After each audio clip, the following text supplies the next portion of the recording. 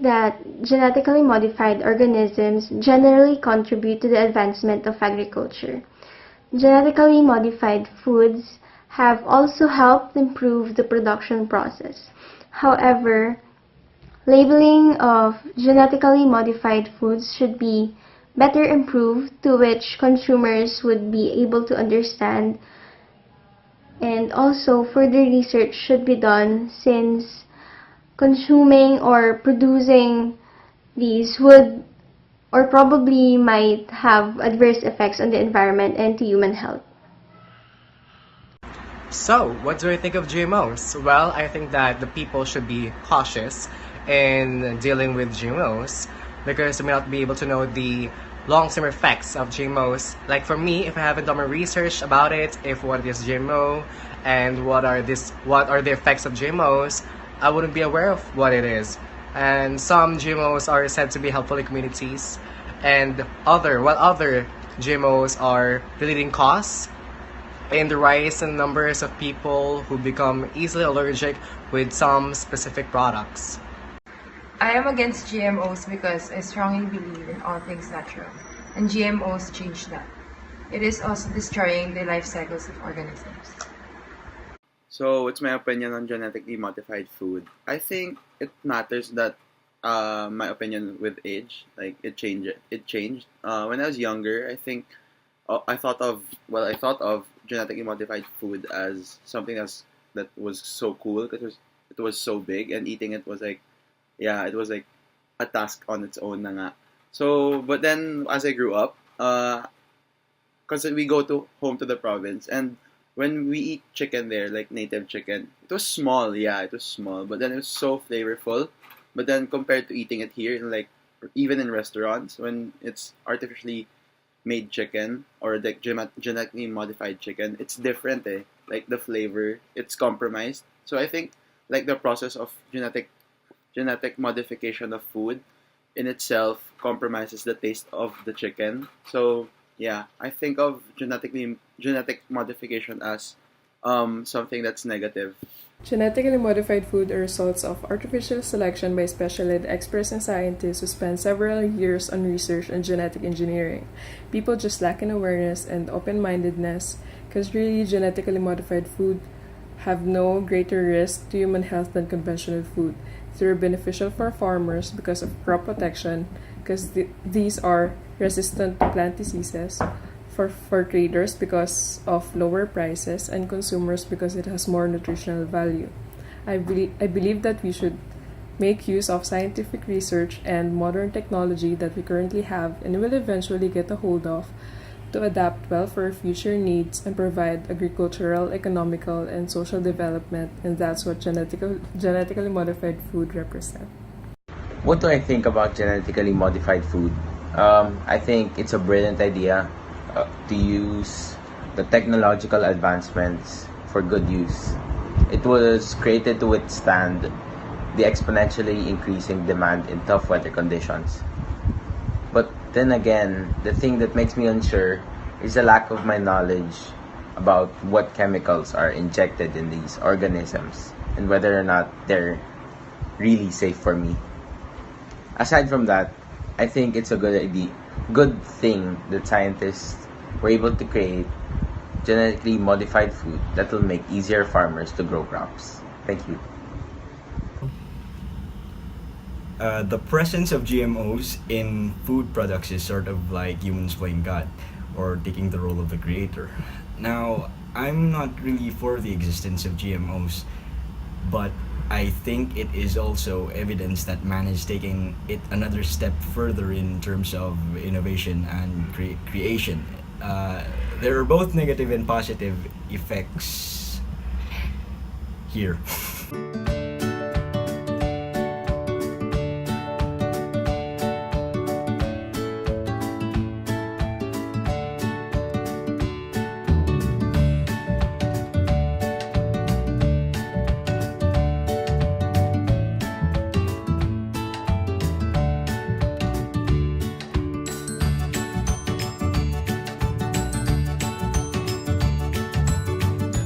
That's when people first started domesticating animals and cultivating plants for food.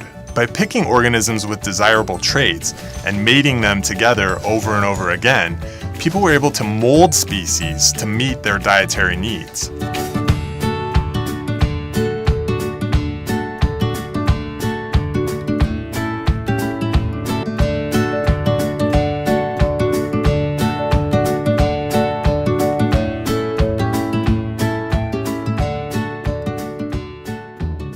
Pigs that glow in the dark, chickens that grow without feathers, and even goats that produce spider silk proteins.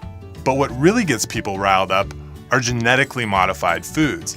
The prospect of eating somebody's science project turns the stomach of those who aspire to eat so-called whole or natural foods.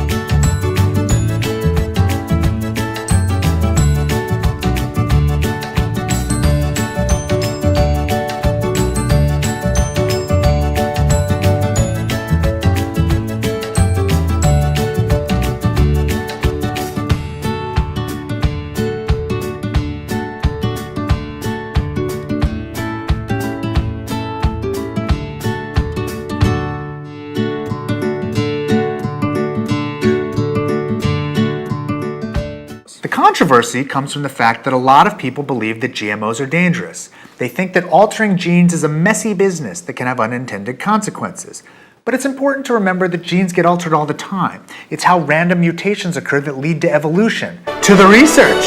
The Institute of Medicine and the National Research Council of the National Academies put out a report in 2004 reviewing all of the available data. They concluded that there was no evidence at all that GMO food posed any greater danger to people than conventionally grown crops. The European Union conducted its own research into the safety of GMOs. Let me quote from their report. The main conclusion to be drawn from the efforts of more than 130 research projects covering a period of more than 25 years of research and involving more than 500 independent research groups is that biotechnology, and in particular GMOs, are not per se more risky than conventional plant breeding technologies. The American Medical Association agrees. So does the US National Academy of Sciences, the British Royal Society, and the World Health Organization. That doesn't make many GMO objectors feel safe. It likely doesn't make many of you feel safe either.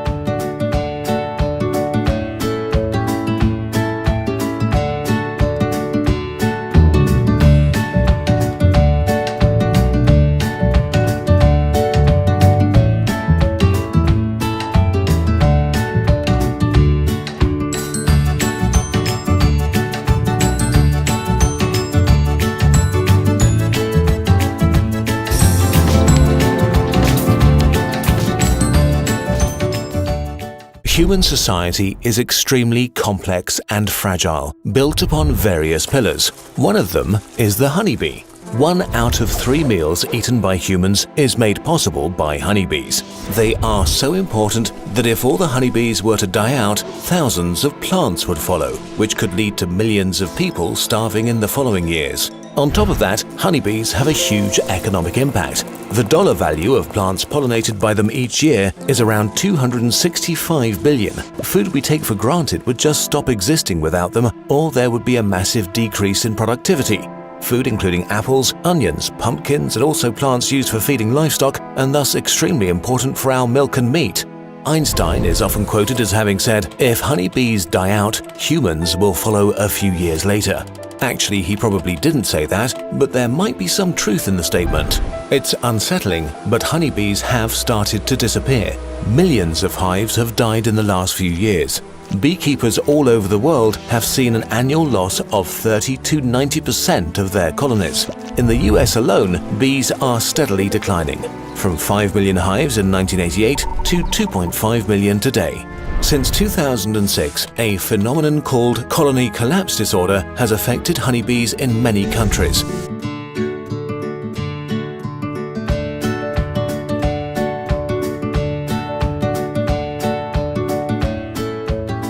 Insecticides have been introduced that are deadly to bees.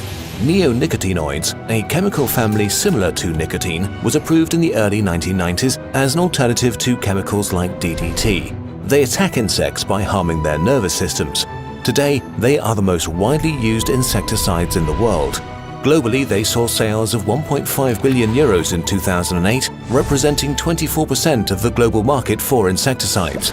In 2013, neonicotinoids were used in the US on about 95% of corn and canola crops, and also on the vast majority of fruit and vegetables like apples, cherries, peaches, oranges, berries, leafy greens, tomatoes, potatoes, cereal grains, rice, nuts, grapes, and many more.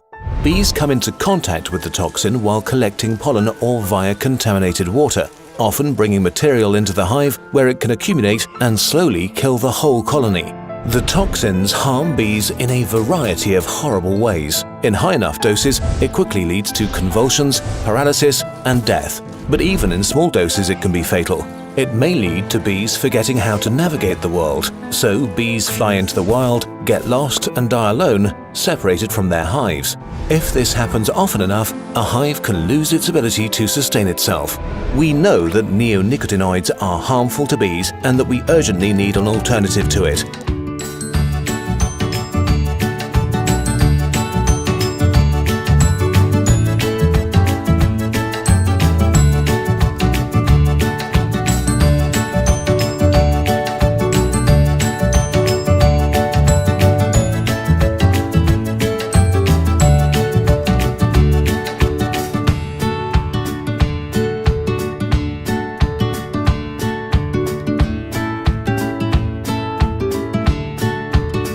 One concern comes from people who are worried that there could be new allergies to these foods, and that although companies usually do test for allergies, they could do more. I don't disagree, but some argue that since it's impossible to test for all allergies, then we should be wary. That's somewhat defeatist. You can't test for all allergies for everything, even if it's not genetically modified. That's a standard no one applies ever.